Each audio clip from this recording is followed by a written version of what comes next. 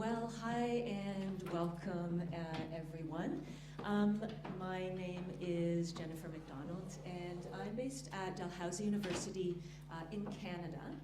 And today I want to talk about a lot of different things related to needs analysis, our institutions, our students, and the field of EAP more widely. Now, as I think a lot of us do, right, months and months ago, we submit the abstract and the title for our sessions here, and we hastily send them in, 2 minutes before the deadline, or maybe that's just me. And then you have the ensuing months to kind of think about and reflect on your topic and build, your presentation for the day of. And as I reflected on this topic and what I wanted to discuss with you all today, I decided, I really thought that I needed to add another line to my, kind of long academic title here. So it was, what do students need? What does the institution need? And I wanted to add, what does the field of EAP more widely need? And so with that kind of extra question in mind, what I'd like us to do today, and this is such a really wonderful gathering of folks who work in all different aspects of EAP. What I'd like us to do is ponder this question that has guided me to bring together this talk, which is the following, this one here. How can we as EAP leaders counter the marginalized status of EAP programs? And so marginalization of EAP in our programs, in our students, our practitioners, and language work in the academy more general. How can we counter this through the needs analysis program design process for the ultimate benefit of all of us who are related to the practice of EAP in some way? So this is the question that I'd like us to ponder and to discuss after I'm finished the kind of presentation part of the session. Could I just have a quick show of hands? I've used the phrase here, EAP leaders, kind of a deliberately vague phrase. How many of us here are involved in leading EAP programs in some way? Okay, all right, great, oh, perfect. So we'll have lots and lots to say about maybe some shared challenges. Now, we know that so much of our EAP practice is contextual, and context is very important. So I wanted to quickly share with you just a couple aspects of my context. So I'm at Dalhousie University in Canada. It's part of the group of research-intensive institutions in Canada called the U15. It's located on the Atlantic coast of Canada in the province of Nova Scotia. About a medium-sized institution in the Canadian context of about 19,000 students, approximately a quarter of whom are international. And my role there, I'm the Director of English Language Studies and University Access. And I've been with the center since 2011, working as an instructor, the head instructor, associate director, and now director. And our center is in many ways typical for a center in the Canadian context. So we have a variety of different EAP programs, as well as PD programs for educators, EMI training, short-term language programs as well, and different aspects of General English, EAP, and ESP. But a couple aspects of EAP that are typical for centers in Canada is that our center is on a cost recovery model or a revenue generating model. So as some people say, we have, what is it? We can only eat what we kill? I don't know. That's not a phrase I like to, I can't believe I just said that in front of a large room, but that's what some people say. We don't get any core funding from the university. All of our programs, we have to pay for our staffing, everything through tuition. Our center is in an academic unit, so this is another aspect of EAP in Canada. EAP centers are located in every corner of the university. They may be in libraries, non-academic units, student service units, marketing departments, international centers. Ours is in a faculty, in an academic unit, but they are, the majority of our programming is non-credit within that academic unit. And this unit notably has no official research mandate, and there's no faculty members associated with the unit. It's a solely teaching-focused unit. So just some aspects of our center and how we operate to bear in mind for this conversation. Okay, so let's dive into needs analysis in EAP, ESP. Now, this session is not a comprehensive background tracing the evolution definitions of needs analysis in EAP. I know there's several other sessions in the conference that I'm really looking forward to participating in around needs and needs analyses. But I wanted to just start with us here by looking at one of Brown's definitions of approaches to needs, which is the democratic needs viewpoint, the democratic view. Once again, in a session really looking at the intricacies of needs and needs analyses, we might see these different points of view and approaches to needs and how they might manifest themselves differently in EAP. But I wanted to start at the point of zeroing in on this democratic view, because in my context, this democratic view of needs and the fact that we're looking at not just student needs, but the varying and multiple stakeholders across the institution, not just in the English Language Center, but across the institution. This is what characterizes needs and needs analyses in my context. And with that comes a change in the language and what we're attending to. So not just needs, but wants, desires, expectation, requests, motivations. I noticed demands is not on there, and so that I would also add to that list. You know, as Brown mentions, in this democratic view, we're not just talking about students, we're talking about a whole host of stakeholders in the process. In Brown's definition here, this democratic view is whatever elements of the ESP majorities of all stakeholder groups want. Okay, we're gonna come back to that a little bit and problematize that word majorities. Okay, so there's needs. Now, all of the needs analysis process, the program designs process in our institutions is taking place against a backdrop of marginalization of EAP. And so, you know, this is not anything that, you know, we're not familiar with, especially as leaders of EAP programs. The effect of neoliberalism in our higher education institutions and how this influences our various structures, our cost recovery or revenue generating nature, the pressure on numbers, enrollment numbers, tuition numbers, revenue, etc.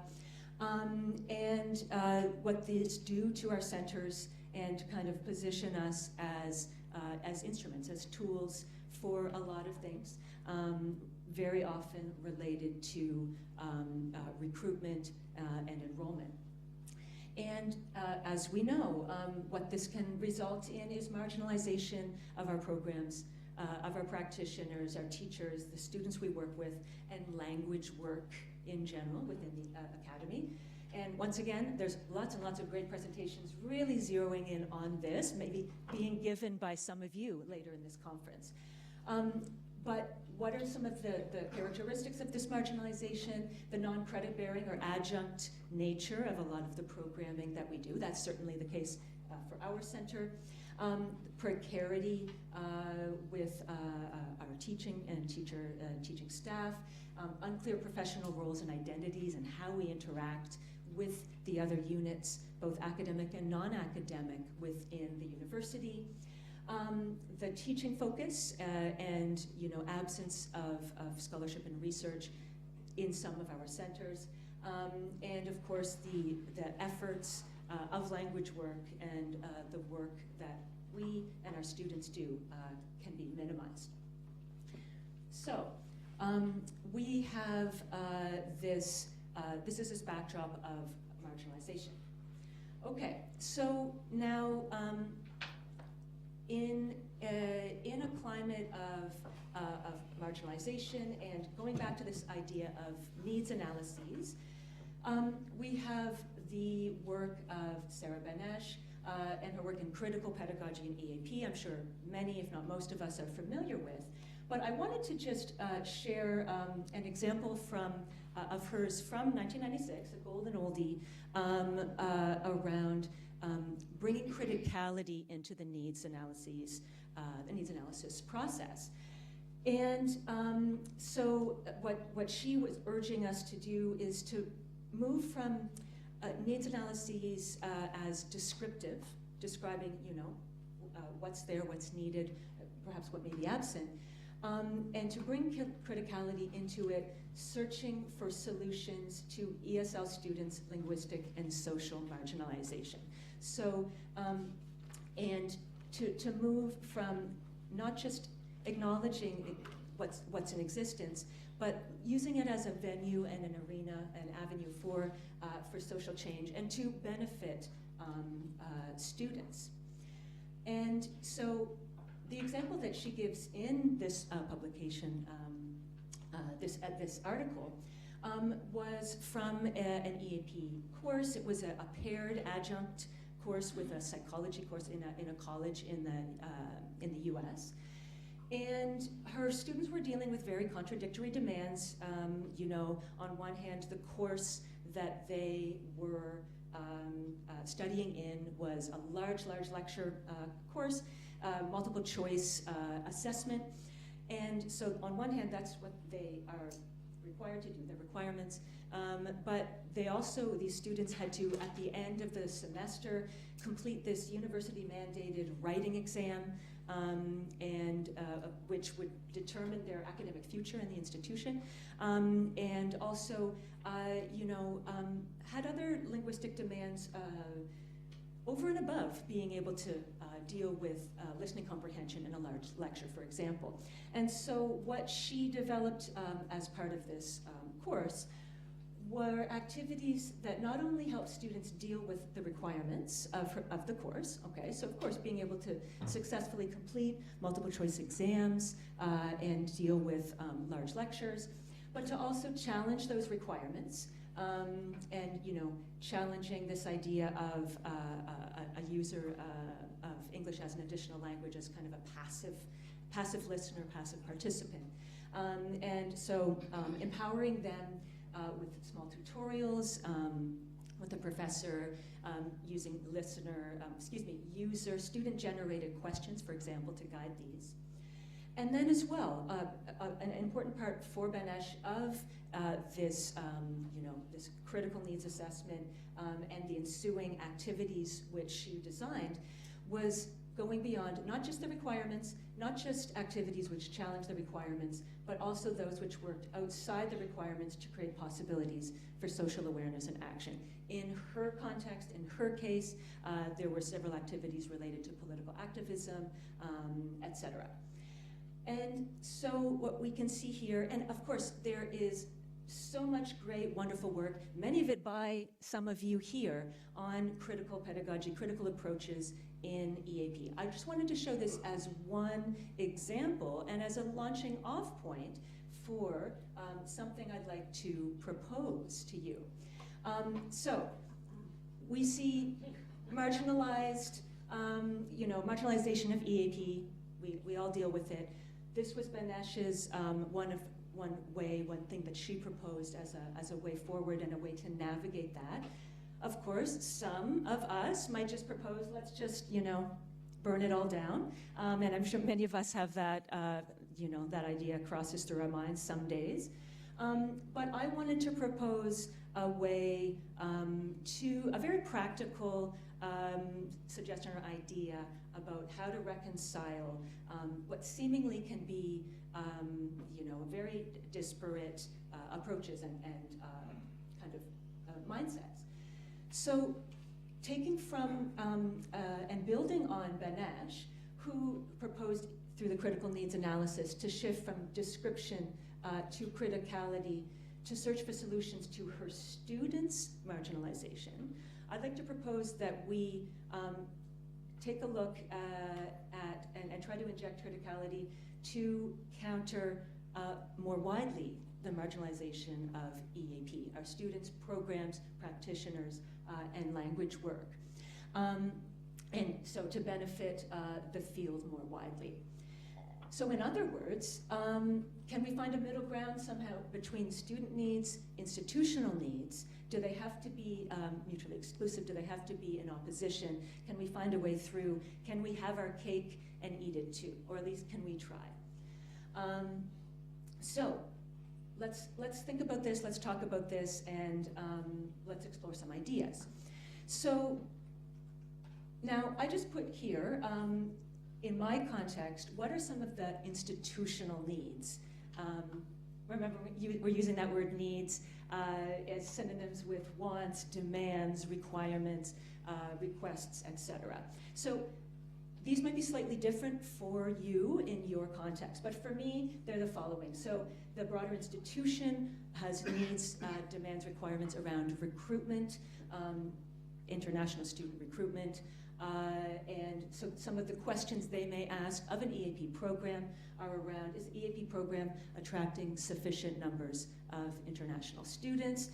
Admissions also makes demands of our programs in terms of students being able to, when they leave an EAP program, do they meet the admission requirements, the linguistic requirements for admission? We have retention, which is becoming more and more of, thankfully, is becoming more and more of a concern alongside recruitment. So not just how can we get students, but how can we keep them? How can we have them be successful to persist in their degrees to graduation?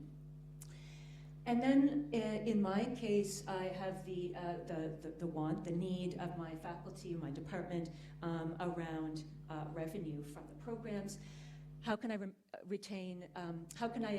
maintain sufficient revenue to maintain my programs, hire staff, maintain staff, and even, and I know we don't all have this luxury, I can, if I have a little bit of extra revenue, I can develop new programs, I can have more PD for my staff, hire more people, etc. I know we don't all have that level of control over the revenue that we make, but in my case I do.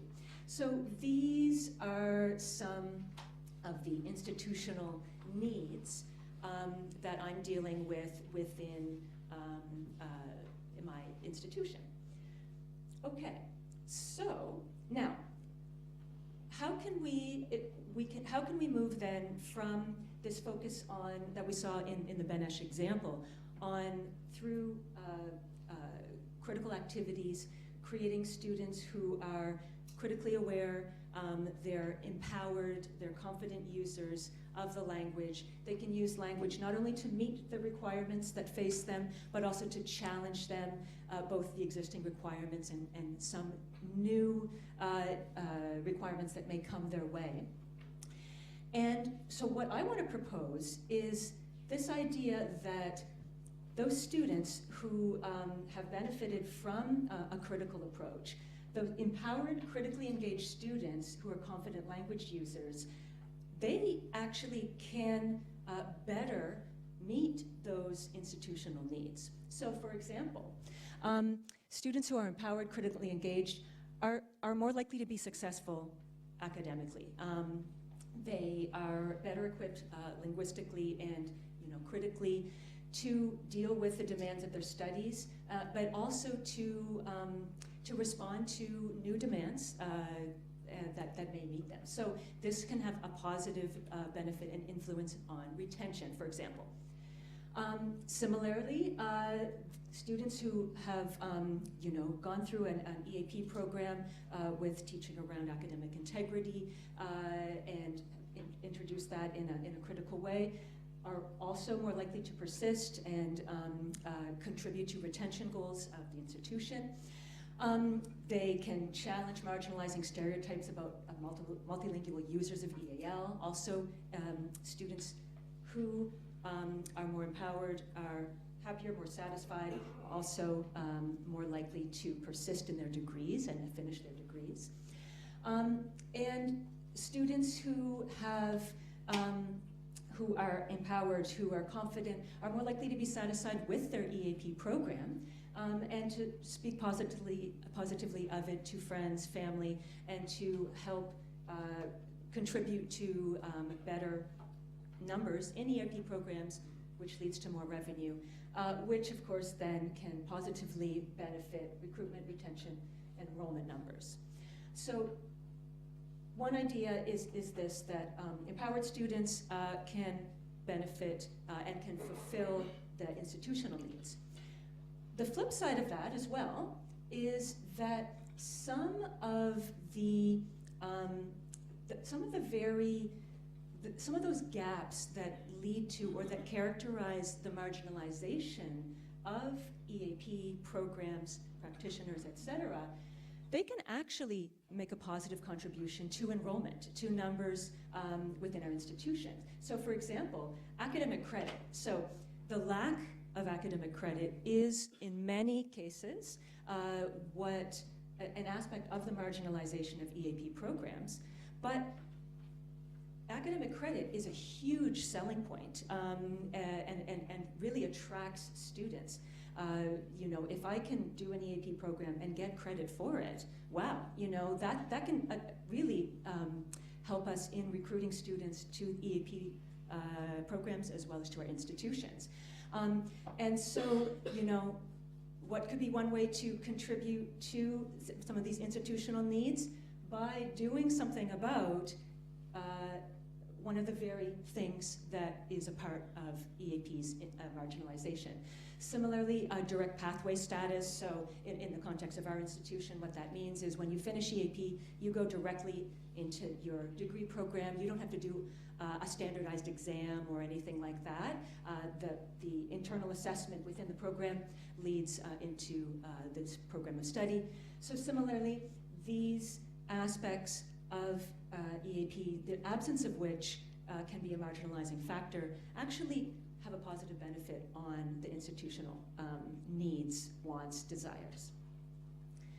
So, with this in mind, you know, I propose that we need to move from, in Brown's definition of that democratic needs assessment, which he doesn't just to, you know, in those of us who are designing EAP programs, he urges us to go out and to talk to the stakeholders across the institution, to know what they think, to know what maybe some of those preconceived ideas around language education, EAP, to know what they are.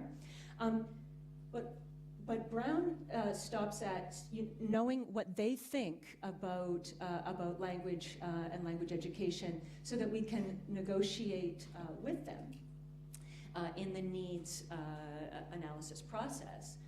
But I propose that we have to envisage a kind of a bidirectional critical needs assessment. So not just going out there around the institution and seeing, okay, what do you all need, what do you all want, and seeing what a majority of stakeholders need, and then molding our programs in response to that. But involving a critical language discursive awareness piece within that process. As we know, sometimes stakeholders don't know what they don't know. And this isn't always our I saw some smiles out there, yes. Sometimes there's a lot that they don't know.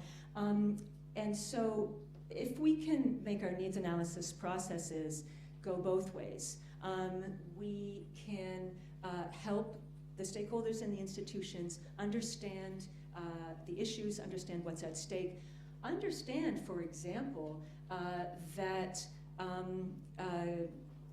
students who are confident and empowered make a positive contribution to some of these other aspects of institutional need. This can have benefit for all. And now, how do we do this? Some research I carried out a few years ago, I found that, as you know, there's a lot of people in our institutions who are de facto language policy makers. Because many institutions in Anglophone contexts, there's no official kind of language policies a lot of the time. And so we have a lot of people who maybe don't have a lot of background in in language, in EAP, and in all of the related issues, they're making decisions, they're setting policies that have a big impact on our students, on our programs, our practitioners, and EAP as a whole. And so sometimes intentional critical linguistic and discursive awareness raising, and us getting out there and participating, be it through formal, informal, institutional channels, and spreading the word, as it were, about EAP and about the positive effects that our students can have out there, and how our programs can contribute to institutional needs. This can really go a long way in terms of helping to find and navigate between institution and student needs.